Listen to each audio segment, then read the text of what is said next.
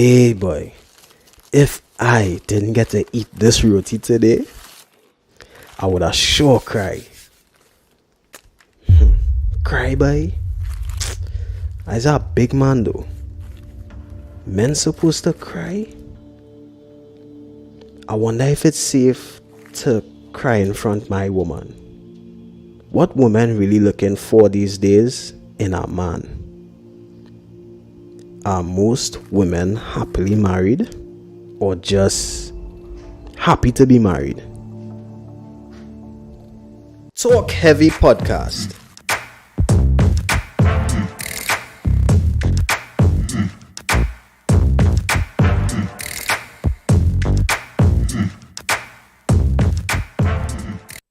Yes. Welcome one and all to another wonderful edition of the Talk Heavy Podcast. I am yours truly, Justice, ready to start something. Press the excitement button. All right, and we are about to have, today's gonna be a really effective show. Right, we've got a lot of information to dispel. So once you are on live on our Facebook page, Mended Studios Facebook page, and on the Talk Heavy Podcast YouTube channel, we want you to share. We want you to share this live right now, because we're going to be talking about the nation's future. We're going to talk about the Caribbean's future and the future of the human race in its entirety. We're talking about the children, mental health as it relates to children, as it relates to separation in particular from their parents or legal guardians. That is, I just want to say good special shout out and special good evening one time to our Facebook viewers right now. All right, seeing Anthony Jones, he is on already. All right, I want to say special good evening to you, sir. You know, let's have a shout out more pops when the day come. You know, special good evening, Jennifer Philip McDonald. All right, we want to say welcome. Hey, tag 2 or 3 people, all right, on this live. This is very important, all right? We're going to be speaking with members of the American University for Peace, all right? I hope I get that correct, right? And in particular, the child psychology department. We have some students on the inside, and we have their tutor, their lecturer on the inside with us in the likes of Mrs. Sibris Harvey, professional psychologist. All right. So we have some special people on the inside. Good evening, Mrs. Harvey. How are you? Good evening, Justice. We're doing great. Thank you for having us with you tonight. Awesome. And with us we have 7 of her students. I want to call them 7 of my friends, right? So I made some new friends over the course of this week, right? In studio we have Miss Kimmy Collins. Kimmy is a Sunday school teacher and works in the service and hospitality hotel industry. Good evening to you, Kimmy. Evening. All right, she's in studio with us, looking lovely. All right, and via Zoom we have Talicia Williams. She is a youth minister and primary school teacher. We have Cassie Lawrence, secondary school teacher. Rebecca Abrahams, she works in the service industry and would like to serve her country, the country of Guyana, in the police force. All right, nice. Welfare and juvenile department. So most definitely we're going to have some people who already have hands-on interactions with children or have a desire to do so, right? Also, we on the Zoom we have Joselle Wintz. She is a pastor and educator. Miss Jacqueline Sampson works at the university as a custodian and aspires to work with nursery level children, right? Children at a nursery level. And with us as well is Miss Kenyatta Brathwaite, all right? She's a correctional officer, so Kenyatta definitely has interactions with people who may have had a troubled childhood, right? May have been separated from their parents or guardians by whatever means, may have went down a particular road and landed them in the hands of Kenyatta. Right?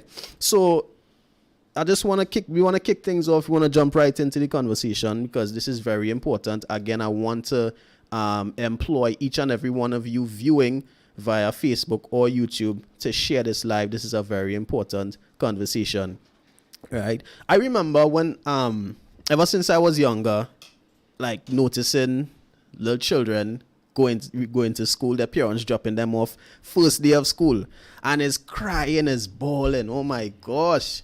They can't separate from these parents or their guardian, right? What are some of the... I know there's a psychological reason and effect for this in particular.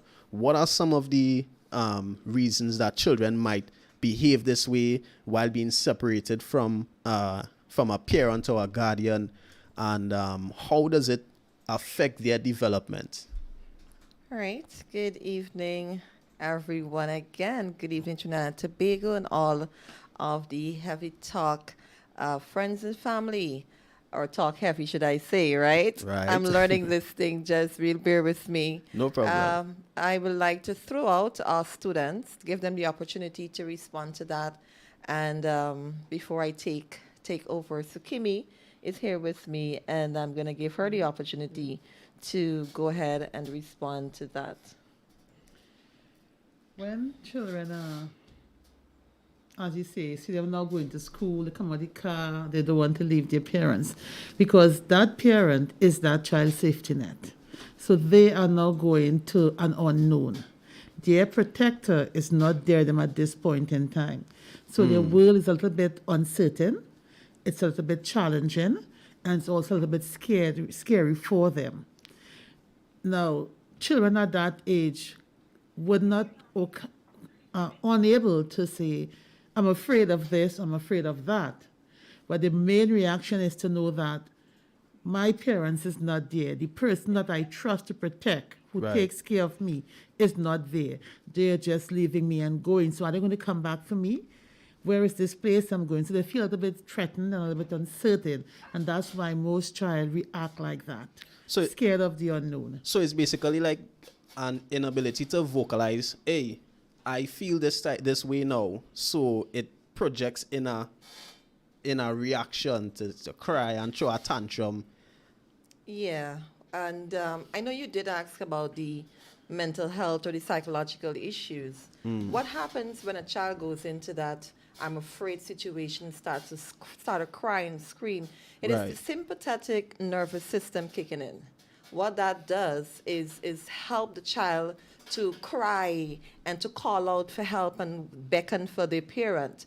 But what happens if that is prolonged and the parent don't return, then it starts to create problems with the hypothalamus of that child. And the hypothalamus is the center of which our emotions are all tied up in. And what happens when the parent return, the sympathetic nervous system quiets down. You Right. can see they calm like, oh, she's here, or oh, he's back for me. But if it happens for a prolonged period, then it's when the damage actually starts to happen. And when memory, because the hypothalamus, is responsible for our memory, and it starts to break down little by little, and the child is not able to reason to say, well, how do I negotiate with the world? How do I handle and communicate with situations? Because that negotiating seat starts to break down, and then Right. it starts to affect the amygdala, which is the emotions. How do I react? They go into flight or flight mode, and there's an overriding, and it's an excess amount of adrenaline in this child just happening, and the child would eventually get sick.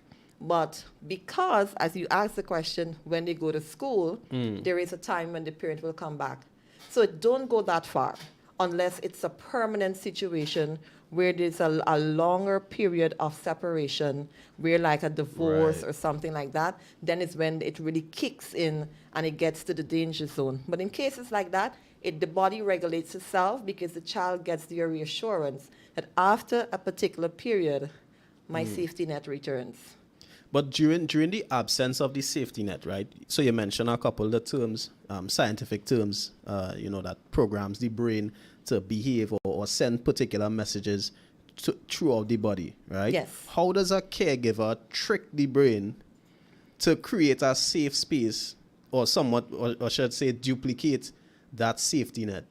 All right, so only a few weeks ago we did something like that. It's an experiment that you do.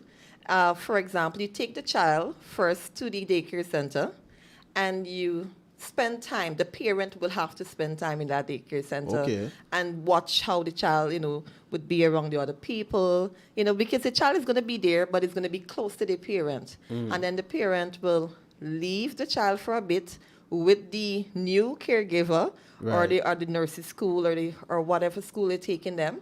And if the child starts to cry and react, the parent goes back in, say, I'm right here, give a little reassurance. Then the caregiver that you're leaving them with goes outside and then comes back in to see if the child is gonna reach out to them and say, well, I miss you for a moment there, allow them to play with toys and so on. Then the parent and the caregiver leave the room, look at the child reaction, and then when they go back in, see how the child will react. Will they run to the parent? Will they hold on to the caregiver? And it's like a training, it's like a tricking, like you say. Right, You're getting them right. integrated to get to know that whether I'm here or this auntie or this uncle is here, you're going to be taken care of. So it's like a tricking or a training you put them through, going through this routine. And after a while, you see they start to get comfortable with the Right. actual caregiver. Okay. Very, very, very interesting stuff. This is the first time I've heard that people they Experiment. actually do those things. Yeah, Yes. yeah. Really awesome. But I want to throw it out there to my Zoom members. What are some of the other reasons a child might be separated from their parent? So outside of the kindergarten, first day of school, crying, that type of thing, we know there are other serious issues that might occur. In particular, a parent might die. We've seen some incidents in the past 2 weeks where parents, would have been victims, committing suicide or murder-suicide, that type of thing. Of course, condolences to those families.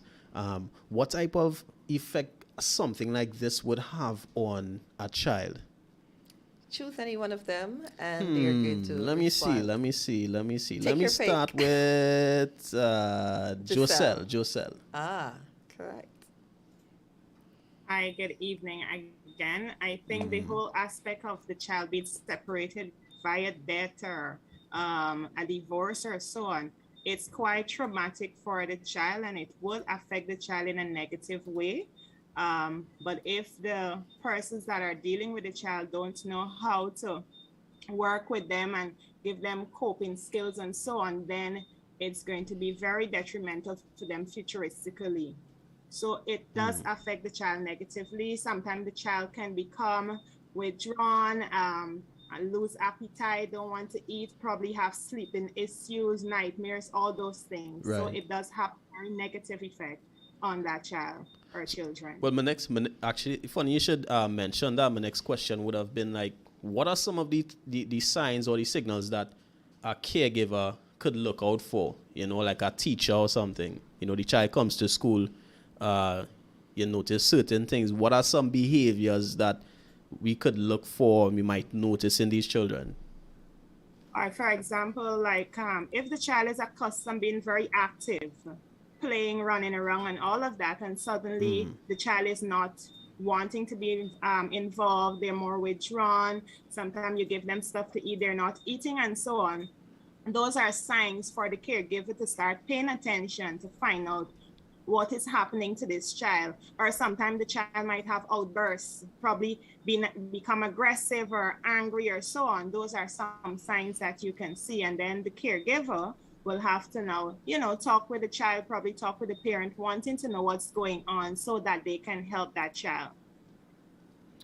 I know sometimes too, children might be kind of embarrassed to talk about their situation, or the parent themselves, as a somebody is saying something there.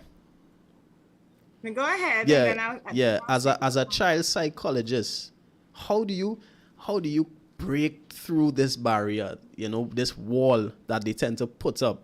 You understand? Even adults do it, right? Sometimes it's very hard to really get deep into what is really taking place with this child in particular. Are there like strategies, foundational things that, child psychologists would employ? Definitely. First of all, you've mentioned death, you've mentioned divorce, and many times children go through these things and the teachers are not aware of it. But what they do, they see the signs that something is wrong, because the child who was an achiever, the grades suddenly dwindle and the child starts to act a certain way. Some children might even urinate themselves. And Really? yeah, especially, they would sit, because so many things happen to them physiologically, and that is how their body will respond, because they're afraid, they're scared, and when the teacher notices these little signs, you call in the psychologist and you have them sit with the children, and then there's several therapies that you can do. You can begin by, first of all, the cognitive behavioral therapy, which is if you get the mind of the child to change and to see things differently and to think about it differently, then you can get to change the behavior. However, you also will have to include family, because they're left at home with whom now? Let's say one parent has gone. And most of the time, you and I both know, if daddy dies, it not only affects the children, it affects mommies too. Because Right. I lost the love of my life. So I'm home crying, I can't cook, I can't sleep. I can't even get up and take care of the kids because I'm so broken. Especially if he was the lead breadwinner. Not in just the family as breadwinner, well. it's the love of my life. Right, I'm yeah, hurting. yeah. He's the father of my children. And every time I look at that little boy, that little girl, he reminds me or she reminds me of him. Wow. So I just want to go into my room and lock up.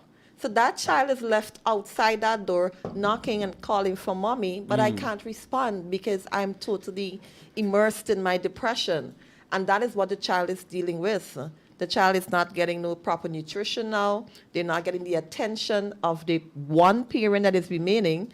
And of course, they will never get the attention again from the one parent That that is is now gone. gone. So the child has a lot of things that they're dealing with. And there's a saying that says it takes a village to raise a child. It is Yeah. still true. And here is where you'll have to invite or employ other family members to come alongside and to give aid, and to give support to ensure that this child is taken care of. Because there's so much you can do in therapy. But then when you finish going through the therapeutic steps with the child, you're sending that child back home into that environment where they're broken, they're hurt, and they're feeling pain. So it's a holistic approach that has to be taken. So it's fixing the child, fixing the environment, fixing which will include the parent or whomever is there to give proper care to that child, so that together we can help them to overcome the pain that they're going through and the trauma that they're experiencing. And that's just the first step. Wow. You mentioned something that kind of clicked a thought in my head, right? When you said, what you said, in the event that a child loses one of the parents, right? The mother would say, well, she might see the father in this child. You look like your father so much. What about when a child, when the father is in the child's life, he's alive, they could be separated. But sometimes when the mother and the father doesn't have a healthy relationship, they would say the same thing, but with an opposite tone. Oh gosh, you're just like your father. You're good for nothing, just like your father. You understand? That type of thing. Yep, that is so true. And it hurts the child, because you're not saying you're just like your father, which, he's a good lawyer, he's a good doctor, he's an achiever. Right. You're saying it in Yeah. such a derogatory tone that sends the wrong message to the child. You're making me feel like I am paying the price for whatever my dad did to you. You're now punishing me, and you're now laboring me in such a negative way. And that child goes through a whole different level of trauma inflicted by the one person who's supposed to be loving him or her. Right. The one person who's supposed to be protecting. Protecting, giving And security. encouraging. And guess what? Mistrust develops. Because Yeah. according to Eric Erickson's theory of psychosocial theory of development, he's saying that the first stage that happens to a child, if a child does not develop trust, they will develop mistrust. And here is this child left in the care of one parent because of whatever decisions adults make. And you're always laboring this child like, I can't trust you, you're just like your father. I don't like you because you're just like your father. That child now develop a level of mistrust that if anything happens to me, if I'm going through something, I can't talk to this parent. I can't trust them because the thing that I'm going through might very well be mirroring the things that my father has gone Right. through. So here am I coming to talk to my mother about some sexual issues that I'm having or some kleptomaniac issues that I'm having. And the same thing that I'm suffering from is what my dad would have been going through. So who do I talk to now? So he or she is left now with this whole bag of mistrust and is unable to cope. And then it starts to seep out in conduct disorder and dysfunction. And they have all these explosion going on. They start to cut themselves and they do different things. And you want to know why? Why? It is because of you. So the parent could sometimes quite often be the catalyst. Responsible. Yeah, the problem in this scenario. I just want to shout out some of our Facebook viewers on the live right now. Good evening to Shamela Stewart, Michelle Smith. They're saying good night. Ja Angel. All right, Mendes Studio family, Rebecca, Becky, James. Guys, remember you can give us a call, all right, if you have questions or comments for any of our skilled, trained guests on the inside. You can give us a call. If you are in Guyana, hey, shout out to Guyana, our Guyanese family, boy. Let me first of all send a shout out to the American University of Peace Studies, Of Inc., Peace Georgetown, Studies. Guyana. I'm Right. sending all the love to our director. He's supposed to be looking, Dr. Ethan Simon. He's on board tonight. I'm not sure from which one of the social media pages you're looking at us. We're saying hi to you. We want to Right. send some love to Dr. Ramsarana, who is literally the mover and shaker of the university. She is the director of curriculum. And to all of our lecturers, all of our students, cohorts, we send shout outs to you, blessings to you. Enjoy the show. Excellent. Remember, you can give us a call on 469-9112 if you're in Trinidad. If you are in Guyana, you can add that 1868. All right. You can also send us a voice note or give us a call via WhatsApp if you have any comments or questions, all right, for our guests. All right. So you mentioned something earlier as well. I want to throw this one out to the Zoom or our Zoom guests. When it comes to talking to parents about certain things that a child might not be so forward to talk about, just like as you mentioned, like sex or certain changes in your body, when it comes to puberty, if it's a daughter, right, she might be not so reluctant to talk about it with her father, right? If the mother is absent for some reason. Do you all is there any proof or data to show that this type of thing has changed from back then? I know in my days we wasn't so forward to talk. I could not go and tell my father I had a girlfriend when I was in Form 4 and Form 5. You understand? My phone was getting seized. Right? I could not talk on my line when the night coming. Right? We used to had to hide and do that. Has that culture changed in recent times? Well, Cassie's the secondary school teacher, so we didn't allow her to share. Okay. Cassie? Hello, Cassie, are you there? Somebody, if all the persons who aren't talking at a particular time, you can mute your mics, right? All right. Miss, can I share? Can I? That's Talicia. Cassie, let me hear from Cassie, and then we could go with Talicia. All right. Miss Talicia can go ahead because she's a secondary school teacher. And Okay, I'm a go primary Talicia. Oh, So it's she- Talicia. Yes. Okay. Go ahead, Talicia. Okay, so it's all about building and bonding with your child or children at a certain age. It starts from in the womb. bonding starts from there. So whatever you say to your child or whatever you tell your child and however you interact with your child, that is how your child would be able to express themselves towards you. So building a relationship at an early stage with your child or children is very important. And that's how you get to help them, get them to express themselves, get them to talk, and so on. But Talicia, you mentioned even in the womb talking to your child. I thinking like if I'm married and my wife is pregnant and I just talk into her stomach, I might feel like I going a cuckoo upstairs. Is there is there like scientific proof to show that hey, this is something that really happens? What is it? Is it that the fetus hears you, understands? Or how do you explain that? Well, learning starts from the womb. So whatever you say to a child, that child learns from there. Many people do not believe that learning starts from the womb with the fetus.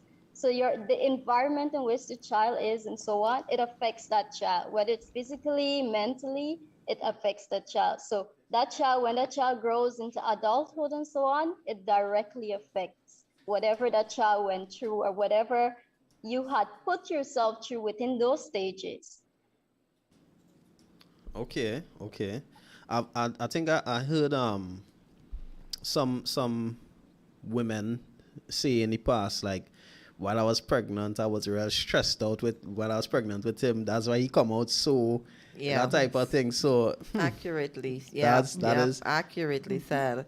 And it's not just that. If while you're pregnant, you're exposed to an environment where it's abusive, where it's a lot of violence, where there's smoking happening, Right. you know, it interferes with the child in the womb. It interferes with the fetus. And when a woman is exposed to drugs, let's say she takes drugs, you Wow. can get a child coming out with Down syndrome and a whole heap of other mental health issue. They come up with learning disabilities. Somebody, you might not be the smoker as the mother, but your husband is the smoker. Right. It affects the child mathematical learning ability. And yes, the child is still in the womb and you want to know, but the child didn't smoke. The child wasn't even out here inhaling it. But because the parent, the mother inhaled it, it destroyed a certain brain cell in the child. Yeah, and I mean secondhand smoke is I It's mean that bad. still dangerous nevertheless. Yes, it is. All right. Special good evening to Davina Passad. All right, Davina saying good night all. Thank you for sharing this useful information. I wish I was knowledgeable when my child was young. All right. Well, you can, of course, get in contact with this team, the American University. We'll share the info after. Right, yeah. right. Excellent. So stick around, Davina. All right. We're happy to have you on the inside. Changes. How does changes in like a child's regular routine affect them psychologically? What really happens to them in that perspective? And are the effects different based on their age? So like how a toddler might be affected differently from, let's say, a teenager. Right? A teenager just suddenly sees his father less. He might be working offshore, or he might be engaging in extramarital activities, whether it's on the mother's end or the father's end. What type of effect that these type of things have on a child? Yeah. Talissa, you want to take that?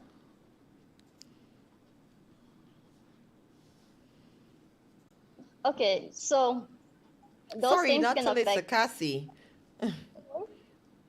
Oh, would you like Cassie to go? Yes, go ahead, Cassie. Okay, infants, because infants are so small. Thank you, Mr. Jones, and thank you, Ms. Sibria.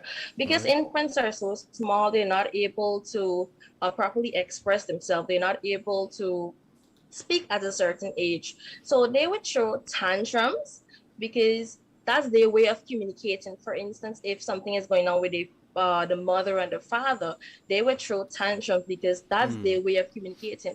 With an adolescent, they would mostly become resentful, Of the one become parent. resentful for one of the parent, either the mother or the father, or the academics will also decrease in school, because they will probably be thinking, for instance, a separation, they will probably be thinking, what is really happening, and they will try to help.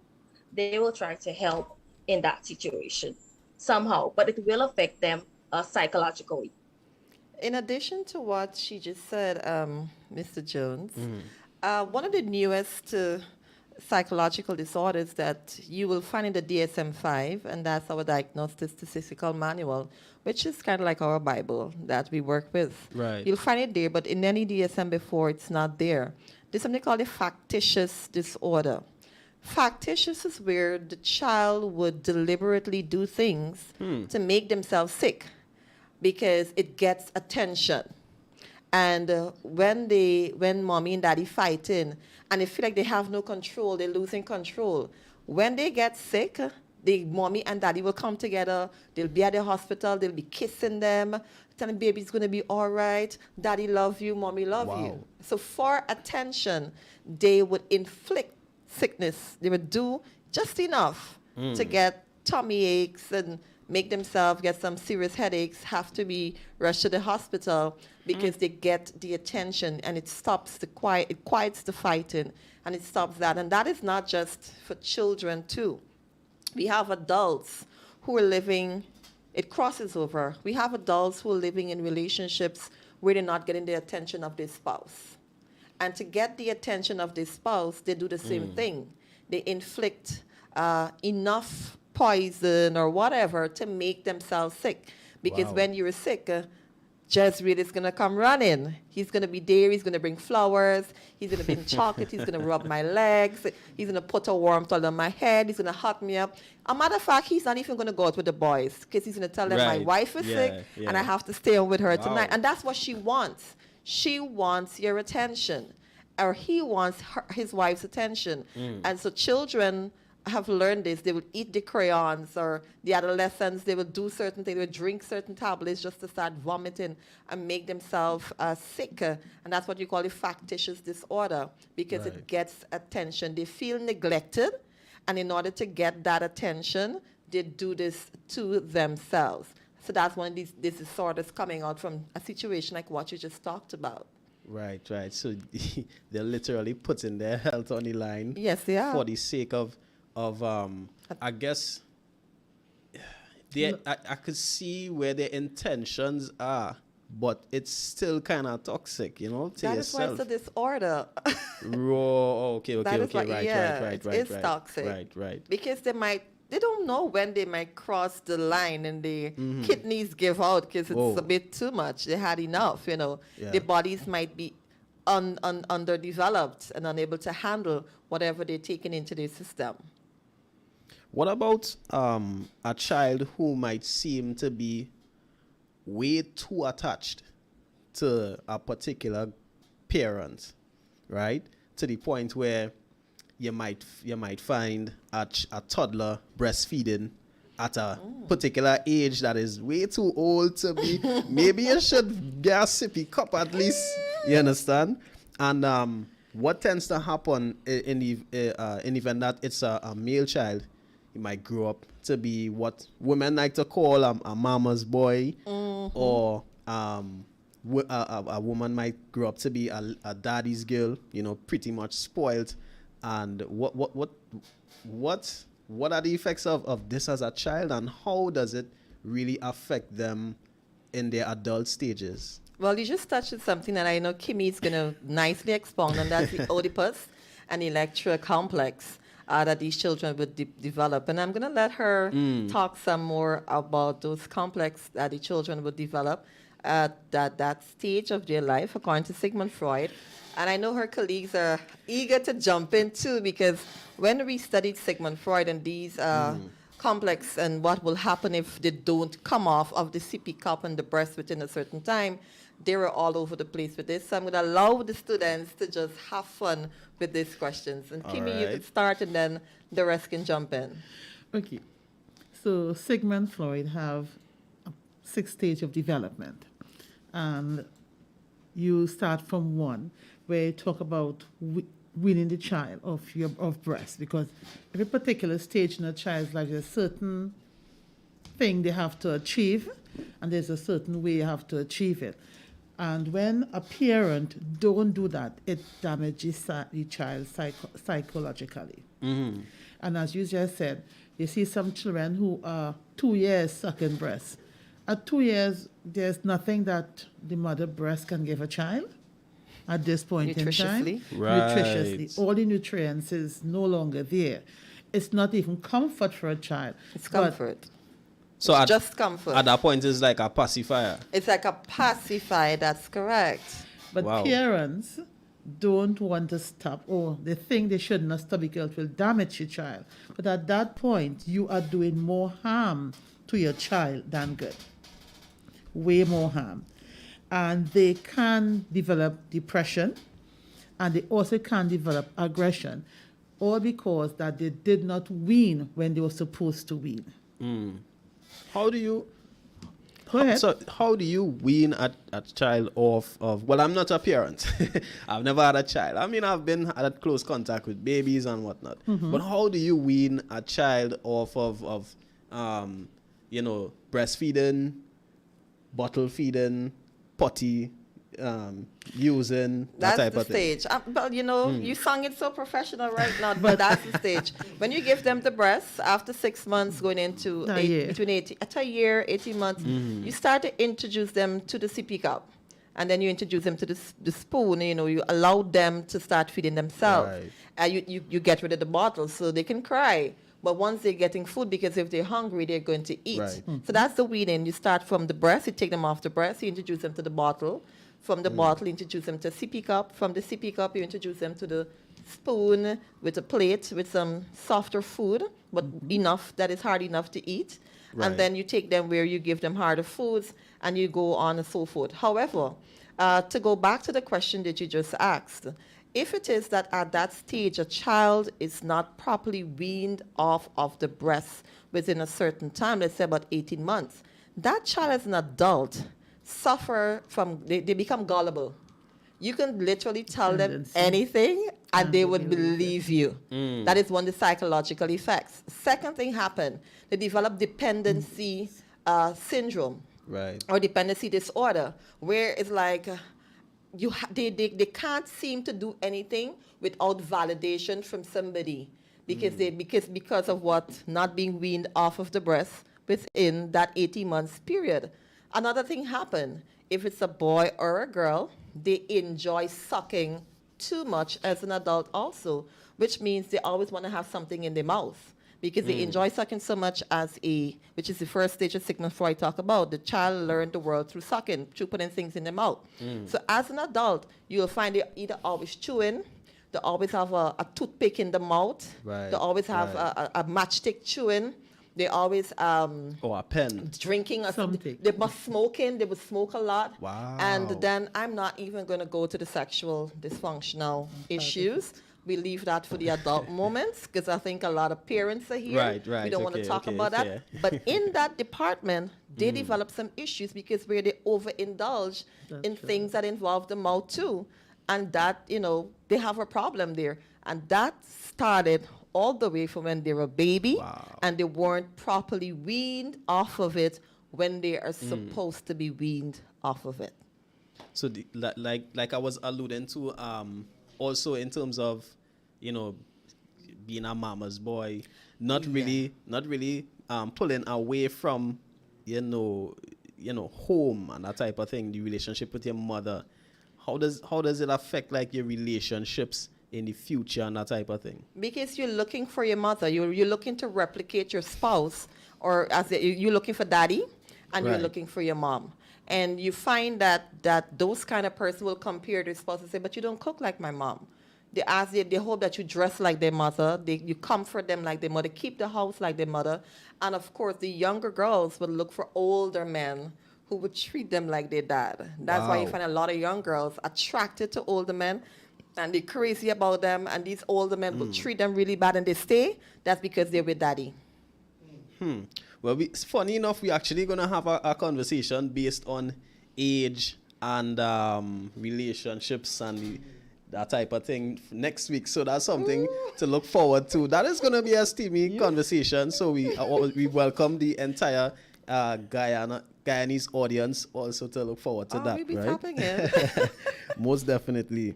Can the effects of separation determine their decision making and in the future how they behave as adults, following the law and that type of thing? And I want to throw that one.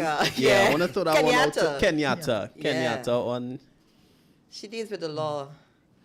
Yes, Mrs. Correctional Officer. I think she might want you to repeat the question. Kenyatta, you got it? Right. So Repeat that for me, please. sure. So we're talking about the effects of separation, change in routine, all these types of things, right? How does these things affect the child as an adult, their decisions when it comes to following the law, relationships and that type of thing?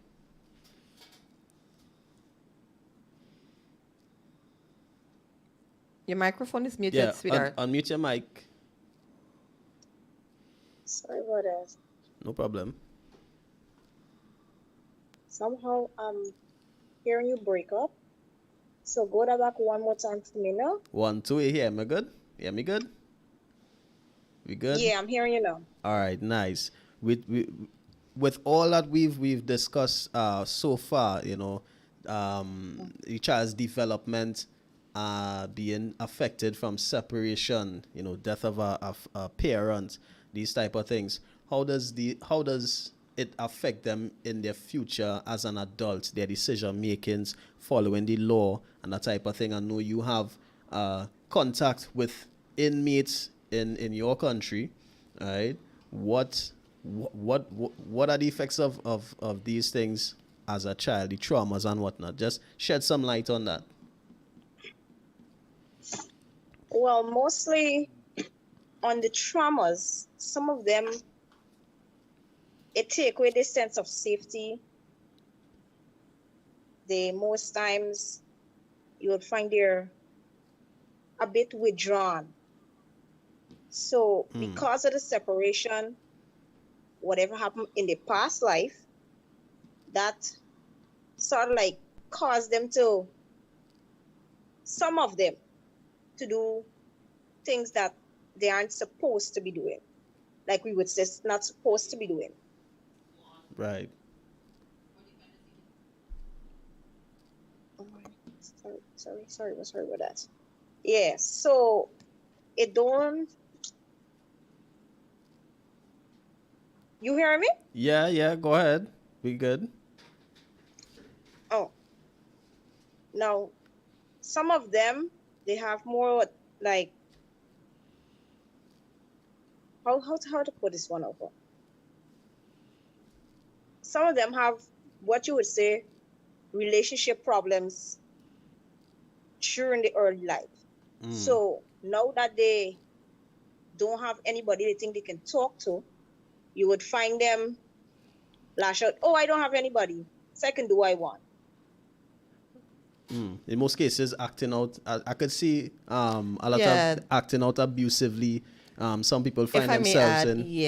what Kenyatta is trying to say is that the same study, Sigmund Freud is one of the founding fathers of psychology, and he did a Right. lot of studies. So he determined from his experiments that we have 3 parts of the mind and 3 layers of the mind. So the 3 parts of the mind is the id, the ego, and the superego. All of us, we were born with the id. The id, Repeat those again. id, ID, ID. ego, ego, and superego. Okay. Right. So I'll explain that to you. And the 3 layers of the mind is the conscious, the subconscious, Right. and the unconscious. Right. So this is his take and study. He said all of us were born with the id. The id is the pleasure principle. This is where when I cry, mommy bring the breast. When I throw myself, when I cry, they change my pants. When I cry, they come and they comfort me, they hug me, they sing lullaby, they kiss me. I get attention because I need it now. And you better come. Even if you're sleeping, I don't care if you're sleeping. I don't care if you're in the bathroom. I don't care if you're doing whatever with my dad. I'm going to cry until you get here and pay attention to me. And that's pleasure. That's how a child grew up. Now, during the separation, watch this now, how it happens. During the separation, that child is now left with the one parent, and of course the child is hurting, they're traumatized, they're in pain. So the interpretation of soothing the child's pain, this is what we do. We buy them gifts.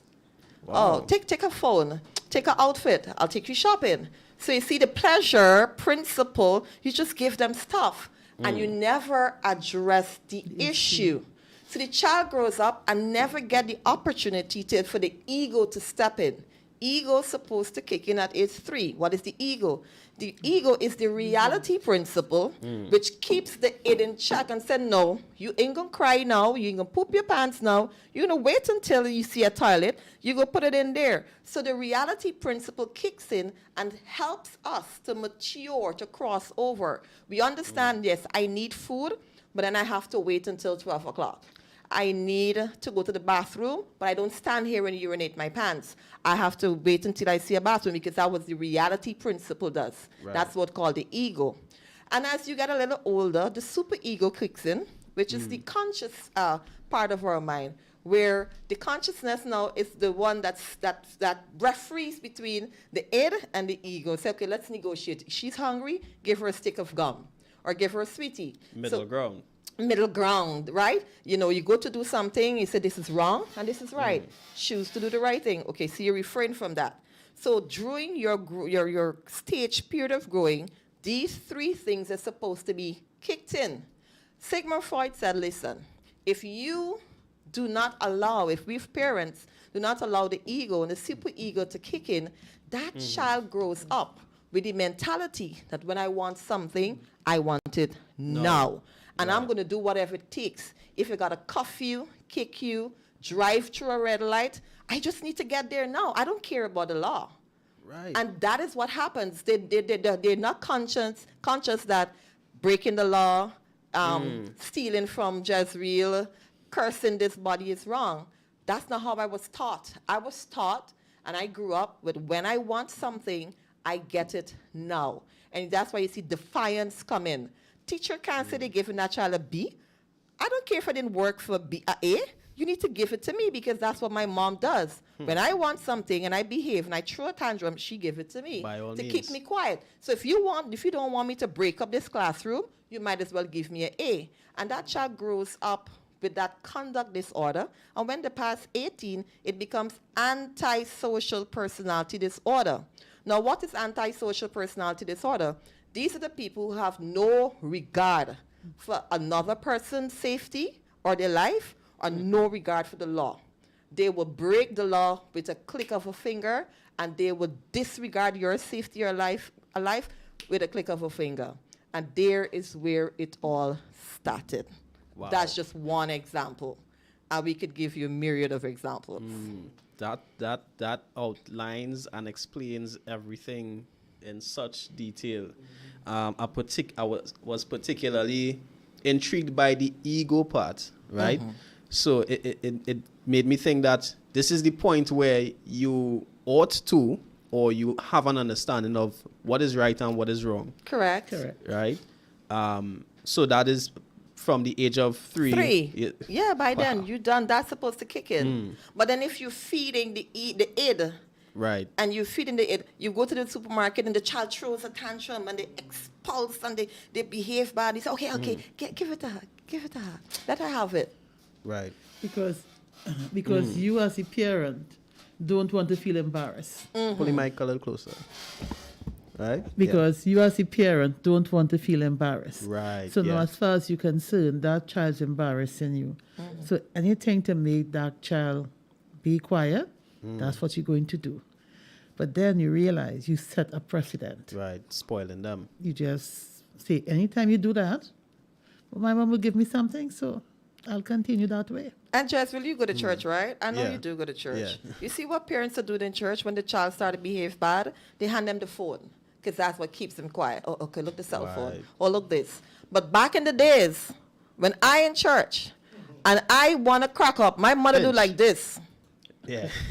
Listen, I sit like an arrow in that surface, like nothing never happened. Now, children, when you watch them like this, they ask you, what's wrong with your eyes, mama? Hey. Yeah. You see that kind of defiance and disrespect? And guess what? You feed it by, okay, what you want? I want a snack. I've never had snacks in church. You had snacks in church? Of course not. Oh, but you Of course people, not. people are giving snacks in church now. I mean, I'm just using that as an example Yeah, because when I yeah. say, oh, well, that's not my child. And to show you that you are doing it also. And you don't even know that you're breaking your own children. Wow. You're creating a monster. Now, another example of this, when that child goes to school, that is an issue for a teacher to deal with, because school have structure. Right. You come to school, you're supposed to eat your breakfast, and you get a snack, then you go and you do what you have to do, then you get a lunch and all that. Yeah. So when that child wants something during the period he's not supposed to have it, he is going to be disruptive in that class. He or she is going to disrupt that class. Sometimes throughout the day. That's it. Yep. And that's affect the teacher, entire class, and all the other students. And that, now a little boy who don't do that will say, but if he does that and he's getting through, I could do it too. So they I can become do the it too. influencer for bad So, behavior. it's a chain reaction. And it crosses over from school and it goes straight into our relationships as adults and it goes into the workplace. So you have some people in the workplace who behave this way. They have this sense of entitlement. And here is where you see the development of the narcissist. Aha, coming out. It is my way or the it's the highway. highway. Right. Girl, you don't know who you married to. This is how this house is gonna be. It's not what you told your wife, Jezreel? Me? Oh no. No, it could never be me. I'll just play with you. I know you're a good boy. I know you're not married as yet. I'll just play with you. But trust me, Yeah. I'm sure you might know a few persons. So you see, it started by this little thing as a baby and breastfeeding, and it spiraled all Wow. the way to school, relationships, work, and it goes with them. Right. Because you know what? We break them and we never get an opportunity to fix them. Because Just jumping back to the school aspect, you know, and we see the videos often of children fighting, and I always say, I just feel sorry for these security guards. I just feel sorry for these teachers, but these teachers aren't getting paid enough to be scrambling and parting, you know, and it's It's like crazy. you don't know right from wrong. Yeah. But I think what COVID did for most of us is show us how our children gets on and react.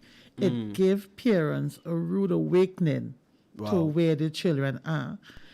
But what our culture, our Caribbean culture, don't teach, or we never had it, is that we need someone to talk to. Mental health is real. Children need to go to see someone. Parents Yes. need to speak to someone. Because you hear, as sometimes you hear people saying, but my mother used to beat me and not look at me, I'm good. But are we really good? So we need to sit down and talk to someone. We need to not accept because you thought it was good back in your day. Yeah. It is good now. It affects people. These decisions that we make as parents affect your child life, affect their children's life, and the cycle goes on. I guess that is a very tricky topic, especially right now, because we had an incident a couple days ago where a young girl was being scolded and she fell down the stairs and she passed away. Condolences to the family. And I guess that's a completely different topic for another time, because you mentioned something there. We used to get licks and we would say that, hey, we turn out good, but deep down inside it might be something. Did we turn out good? I feel like, listen, personally, no, there's a different conversation about just sticking there. Personally, I deserve the licks that I got. I was asked. I could look back and admit it now. Yeah. I could tell my father and mother, well done. You understand? Let me just touch base real quick with our Facebook audience. Shout out to our YouTube viewers as well. Audrey Lewis, she's saying Sandra Lawrence. Yes, they can, because they can hear in the womb, and the stress from the mother passes to the child. Correct. That's why it's advised to minimize stress Yes. levels for pregnant women, and to exercise speaking lovingly and play certain music and read to the child. It's a form of bonding. Okay, very, very interesting. That's my colleague, yeah. All right, nice. Good evening to Odessa Lawrence. She's saying, proud of my daughter, Cassie Lawrence. Mommy is on the live viewing, supporting. All right, awesome. All right, Ja Angel, Jenna Phillip. She's saying that is so true.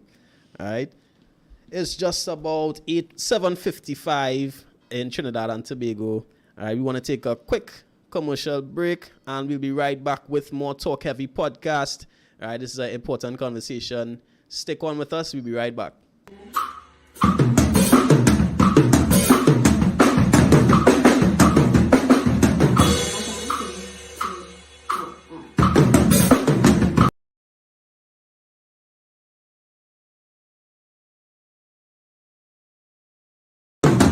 Hey, what's happening? This is Justice, straight out of Mended Studios, Talk Heavy Podcast, and I'm here to introduce you to our brand new t-shirts, fully equipped with our barcode.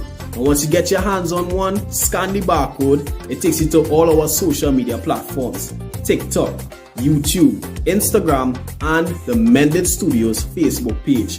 You can go back on there and review all our past episodes. Great discussions. We had some great guests and great topics, right? Still be a part of the movement. Like, share, comment. We still welcome you to do that. Now, this t-shirt is only $160 TT. Get your hands on one. Give us a call, 469-9112. Send us a WhatsApp message or direct message on Instagram or Facebook, right? Talk Heavy Podcast, where the vibe is light, but the talk is heavy. How old is too old? It's commonly seen as taboo for a 63-year-old pastor to marry an 18-year-old church member, or a 60-year-old mother dating her son's 23-year-old employee. Is there a line to be drawn when it comes to age difference between courting and married couples? Is there even a line between two consenting adults?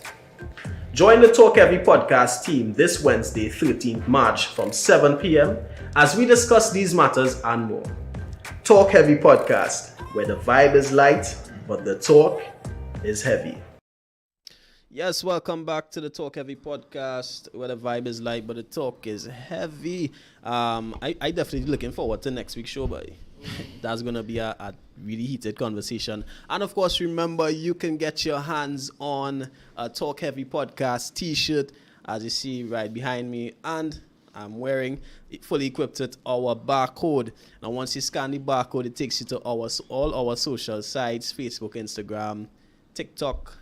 What's we on my YouTube? I can't forget it.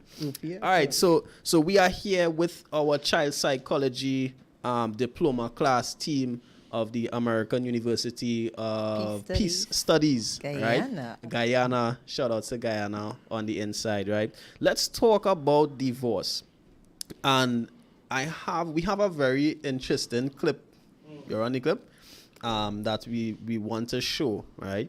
Now, it basically depicts a couple that was married. They have twin boys, and they're probably going through custody battles and whatnot. Let's just jump into that clip and have a look. Question. So your mom gonna get the police? I don't know. I'm asking you a question. Where did you do this? Earl, they don't Kim, you are really making the kids nervous. Earl, I know my own children ever since. Okay? Ever since what? I know my children. Ever since what? Since you abandoned them. I I abandoned know them? okay? Oh, I thought I left you. No, I'm recording it too, just to make sure that we're even, Steven, okay? Yeah, I don't care That's about no that. problem. Oh, don't scratch the car. Oh, no, scratch the car. Go ahead, do whatever you want to do. Come on, let me hold the train. No, that's their train. I got the train until. Okay, hold on. No, you hold on to that train. Don't let him take that away from you. Nope. Don't let him put the train on the car, please, Then Kim. you need to tell me exactly what happened. Oh, see, you got the boys crying. Well, you took his train. Don't scratch the I car. didn't take it. Don't scratch Answer the car. question. Get daddy a kiss. Get daddy a Answer kiss. the question. Look. Can I pick him up, Kim? Put him down. Can I pick the You're kid over up? the time. Let me You're pick the over kid. the time. So I can't pick the kids up? Let go. Would you tell me what you did? So I can't pick the Can kids you up? tell me what you did? They got a haircut, Kim. Where? Where, Earl? You put a shaver to their head. How dare you do that? You finished? Right. So, what a scenario, right? Just to add a little context, the father, well, they separated, of course. He would have had his time with the children. He took them for a haircut, twin boys, right? The mother wasn't pleased with it. She literally stood behind the car, preventing him from leaving. Right now, when I saw this video, a lot of people in the comment section, they were like, "This woman, she better this that." Other people had their point of views of the father. Why would he do that? He needs to consult the mother first. But for some reason, my first thought was like, why in front of the children? How could you? Or they couldn't go all their separate ways. Go one side, call him on the phone, have the conversation in front of the little children, and let me throw this out there to our Zoom guests, to Lisa, Rebecca, Jacqueline, you guys, what was going through your mind looking at this video with a focus, of course, on the children? You guys can unmute. Yeah, and anybody any could one of unmute. you. All let free Okay, up and all so- let feel relaxed. This is family here. All are we cool? We liming. We might have some juice after and cake. Virtual. All right. So go ahead. All right, so that would be modeling behavior. Remember, a child or children learn by seeing. So whatever we portray to them, that is what they take as positive behaviors. So whatever that parent, however those parents were reacting in that moment, that child may think, okay, it's okay to react in the same way. And when they grow into adults, now that is exactly how they will portray their behavior. And they'll think that it's okay to do that. They'll think that, okay, this is a positive behavior because Right. I've learned it from my parent. She is absolutely correct, just real. I remember having this lecturer. His name is Sir Patrice Wishart. He would have had a wealth of experience. He's still one of our university lecturers. Hail up to you, Mr. Patrice, if you're going to be watching this later.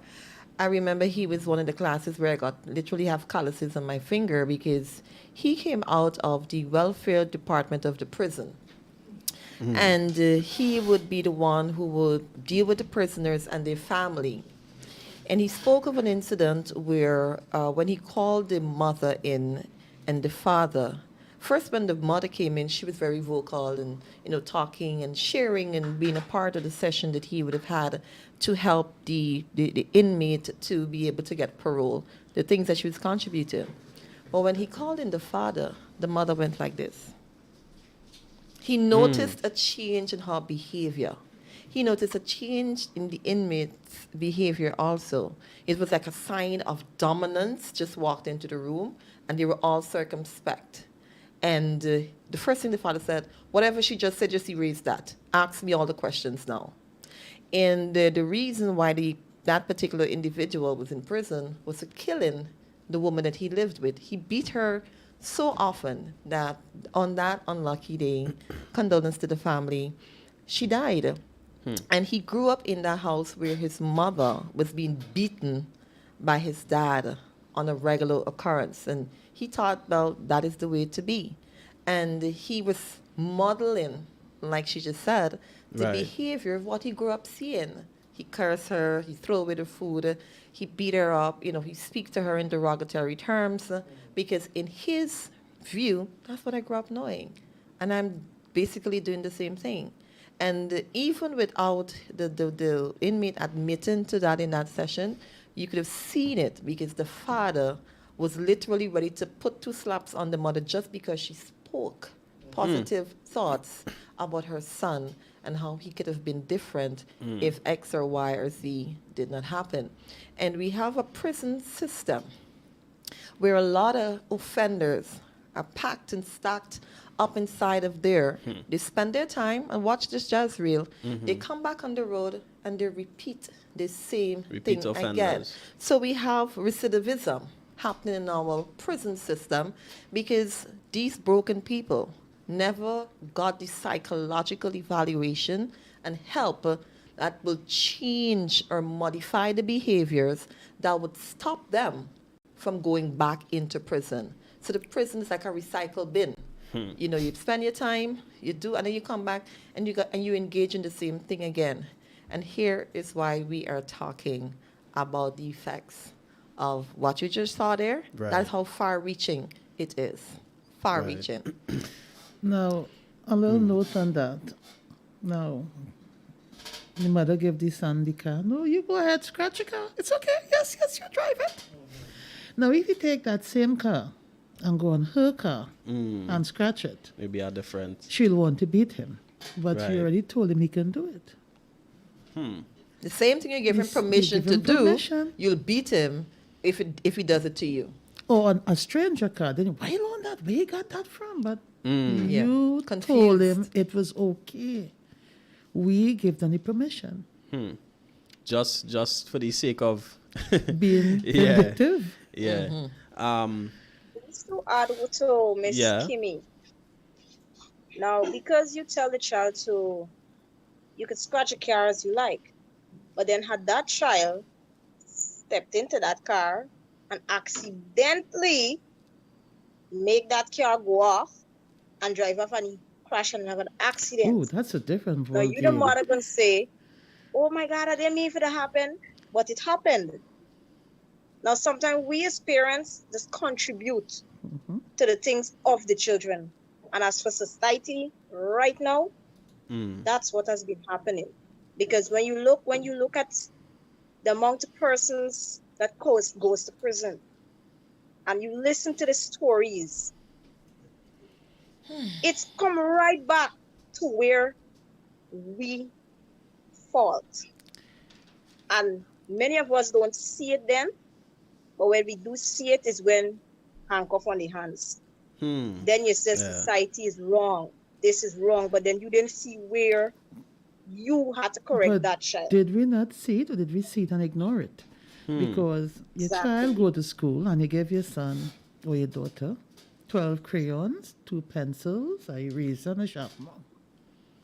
And he come back home with 24 crayons and 5 pencils and 6 sharpener. Did you And you stop didn't to send him ask back? him where you get Yeah. that from? No. Back down the road. You ignore it. You turn a blind eye to it. So this month is pencil and crayon and sharpener, and next month is soft drink and cookies. And by the time he reached 10 is somebody chicken, and then he reached 15 is somebody car.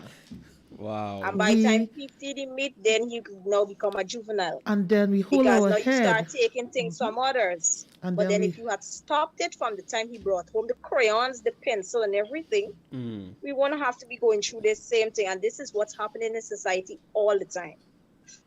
We are quick to pass the blame to everyone else Blame starts at home. except ourselves. And we are not quick to fix the problem because we turn our eyes, or we are too tired, we are too fed up, we are too bogged down to fix the problem. And the problem goes on, and it, as it's like a generation curse, Yeah. it just keep going on and on and on because no one try to fix it. I want to touch back on one thing you said, Mrs. Harvey. In the scenario that you painted when the father came in, right? Everything was, everything shut down, right? I just had a thought, right? Do you think that in most instances when these fathers see their sons turn out to be what they used to be, they develop a certain type of resentment towards them as a result of their regret of their past sins? If the father is resentful of the Yeah, child yeah. or the child resentful of the father? Well, it could go both ways, but I was more thinking first that the father resenting the son, because sometimes at a stage in your life when you become an older man, you realize, yo, I did real wrong. I did this woman dirty, right? And you seeing yourself, your past self in your son now, and now you start resenting him. But it's like, I can't look this boy in the face. We have it both ways. We have some fathers who will reach to that stage and they will admit that, you know what, he saw what I did and he patterned his behaviors off of that. And I'm at a place where I'm resenting him for it. And they're able to take on that responsibility upon themselves.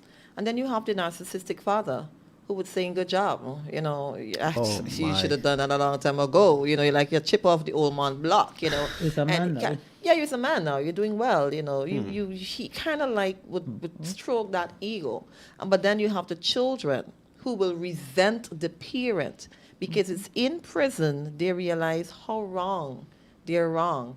And if, again, they're in prison and they don't get the psychological help that modifies that behavior, there's a likelihood that when they come out back, they're going to resort and go back to doing that same thing. Right. Because you have to change the thoughts, you have to change the thoughts so that the behavior can change and you don't continue down that road. We have to learn wrong from right and develop a consciousness in our layers, deal with the things that are seated there, because in the unconscious parts of our mind, there are these issues that you've never dealt with. So it seeps through and you start to deal with it in such a spiral or downward drift, you will call it, a situation where you just, you know, you see people in the society, you know, they all up there and then, you know, just keep going down, you know, they turn to drugs, they turn to this, they turn to that, and you want to know what happened. Something took place, something happened that got them sliding all the way down the ladder, and there's where they're at. And there are children who will resent their parent, will resent their father. And you can, if you follow statistics, you will see that some of these children would come out and they will do harm to their dad. You know, they will want to retaliate because they now know that what you were doing was wrong. And because I took up what you were doing was wrong, I am now facing with these things. So they hate that parent for modeling that type of behavior. While it wasn't written to say, do this or do that, according to Alfred Bandura, it's modeling a behavior. And that is what you see taking place right there. Right. Could that, okay, so you're following the footsteps of your father, you come out, you realize that you have been wrong. Could that be the first step, perhaps, in rehabilitation? Yes, definitely. There are some persons who are determined to never be like their parent.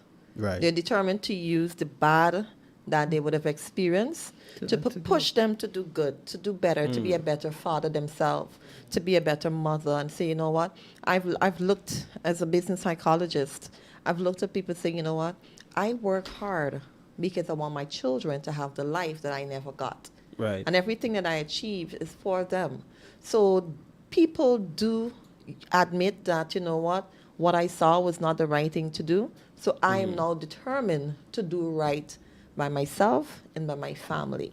And of course, society benefits in the long run because you're contributing positively to the development of the society that you're in. You become a role model.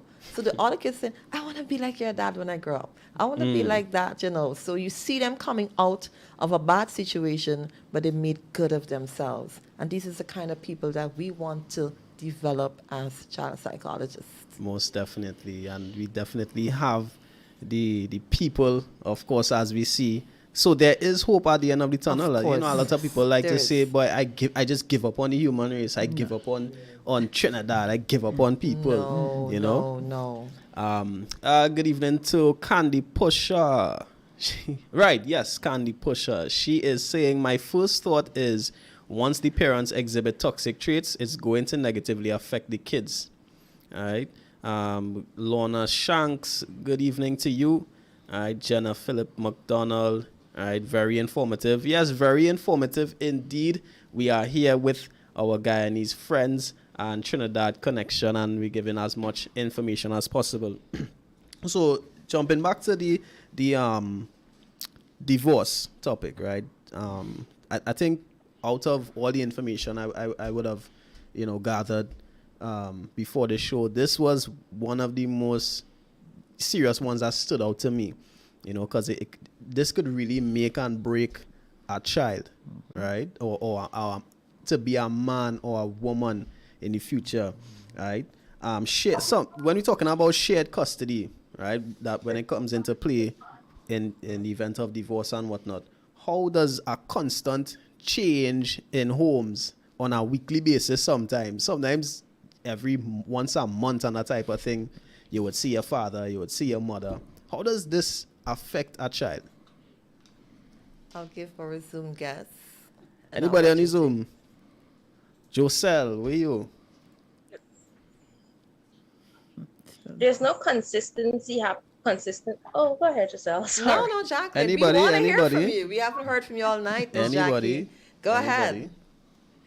Well, we see that what can happen, a child or children can suffer from separation anxiety disorder when a divorce happen in a home. Hold on. Sorry. Let me just stop it there. Sorry. Say that again. They would suffer from Separation anxiety disorder. what is that? Well, these are the symptoms, certain symptoms you will see in a child because of the separation due to divorce. All right, and these may include what symptoms? What type of symptoms? Symptoms you will see their fear of being alone because they're accustomed with mommy and daddy now. It's only one person. And sometimes mommy got to go to work or daddy have to go to work and then they left alone. They didn't accustomed to that. But because of the divorce, it's everything new, changes. So as a child, they can suffer with fear of being alone, fear of sleeping alone, because they're probably accustomed to mommy and daddy putting them in the bed and so forth. So now they're alone with mommy or dad, and sometimes one parent have to go to work. The parent that they are with now, they have to go to work or whatever. So you see that they will be afraid of sleeping alone. They will have nightmares, stomach ache, So bedwetting. Sometimes they wet the bed all because of this separation. So divorce and separation is very hard on children.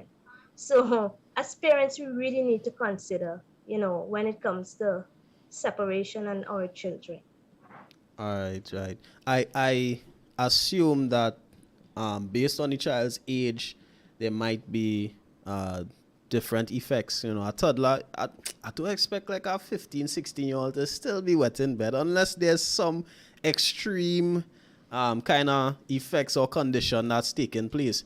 Let me hear from somebody else. How does these effects vary based on the child's age and their stage in life? Anybody?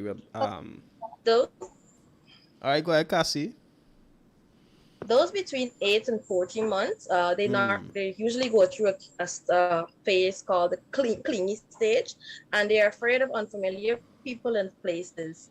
When this fear affects a child over the age of 6 years, is heavy or lasts longer than 4 weeks, the child may have a separation anxiety disorder.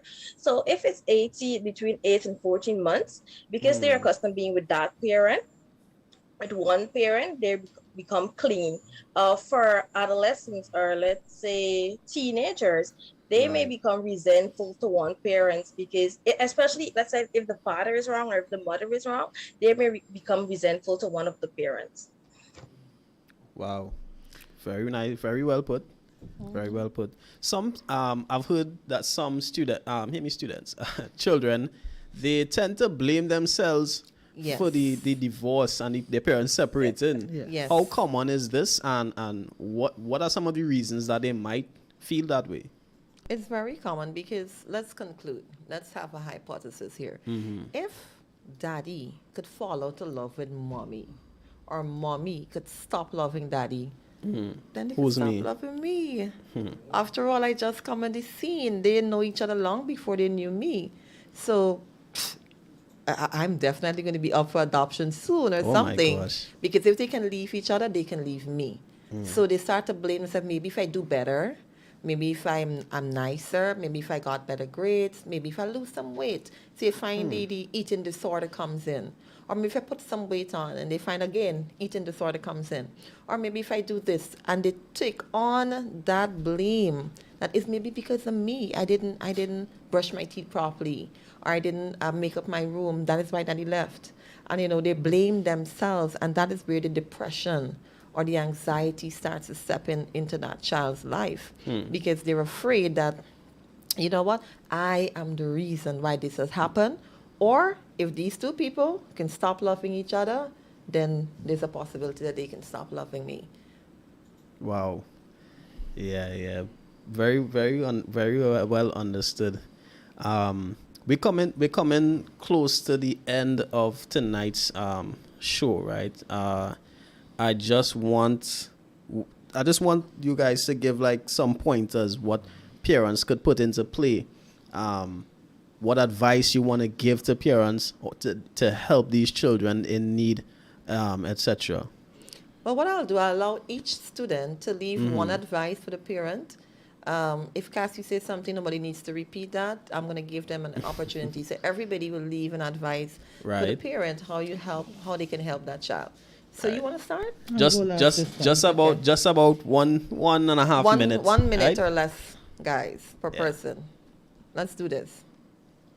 All right. I was just thinking, even as you guys were speaking just now, about the reality is that parents will be separated at some time and they will have divorce. But to really help the parent to help the child to overcome the separation anxiety disorder, the parent can help the child get comfortable with the new situation. For example, if they are going to a new daycare, before they actually get started, they can take the child to see what it's like, allow the child to become familiar with the new caregiver and all of that, because separation divorce cause sometimes you have to move to a new school, a new environment, and all of those things.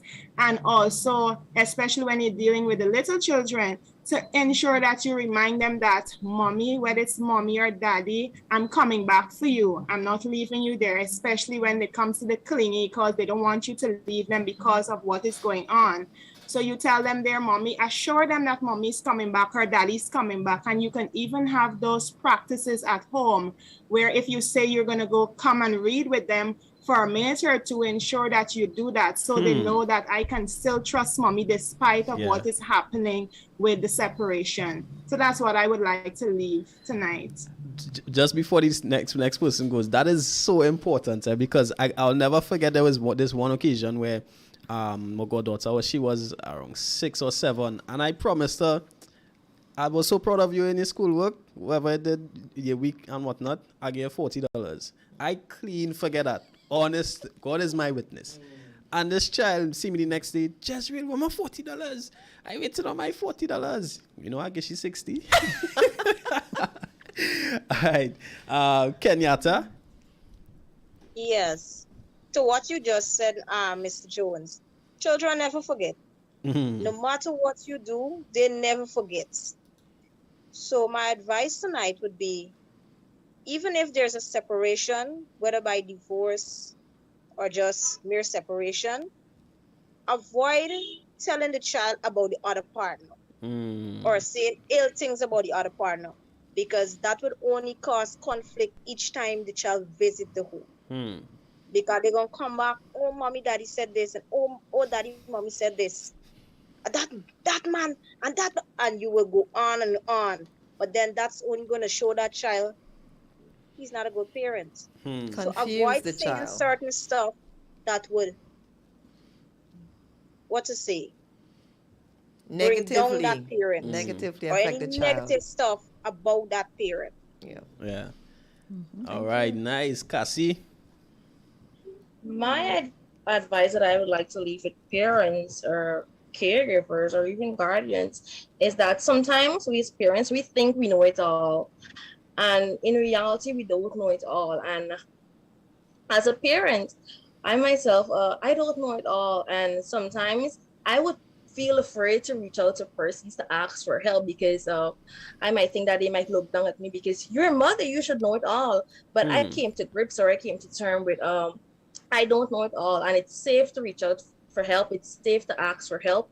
It's safe. I know it's not easy to trust persons, but it's safe to ask for help, and I think that's what a lot of parents aren't doing, and that is why we have so many resentful children today. So it's safe to reach out for help. It's safe to ask for assistance. Awesome. Nice. Jacqueline.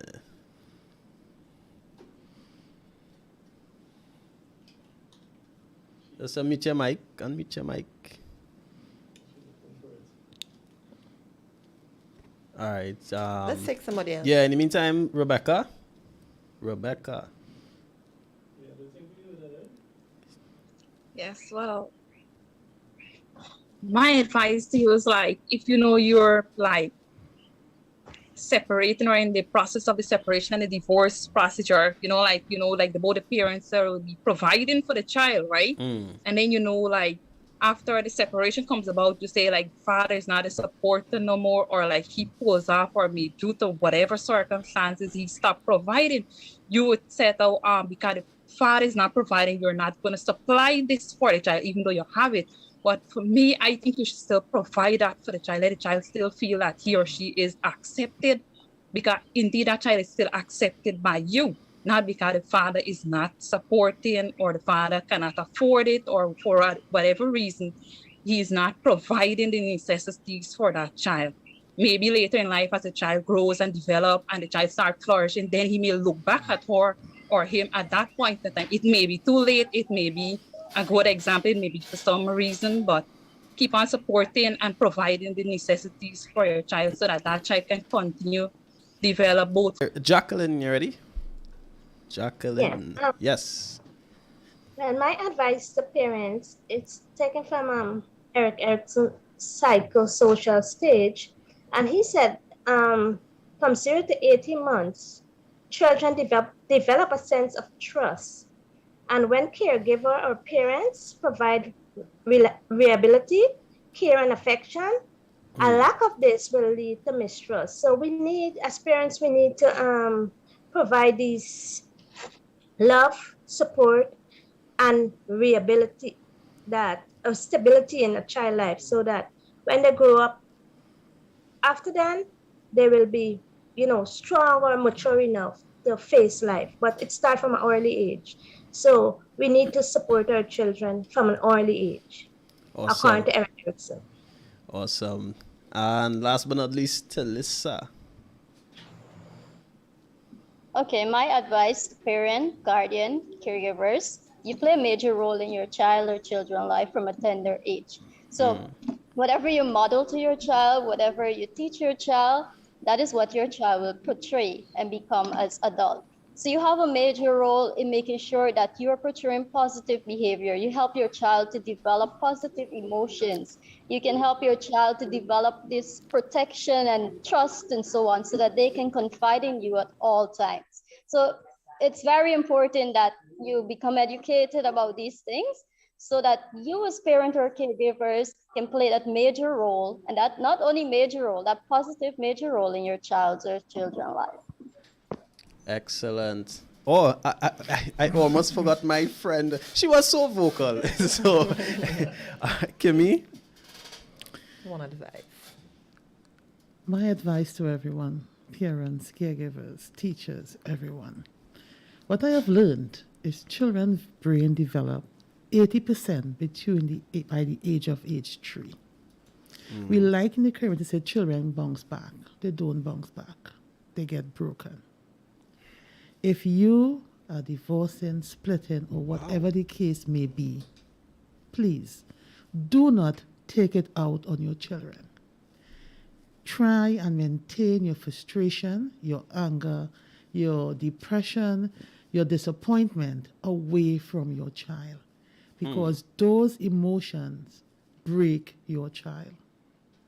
Please, try and take it away. Thank you. And that was Kimmy on the 1 minute. Yeah, she read your voice.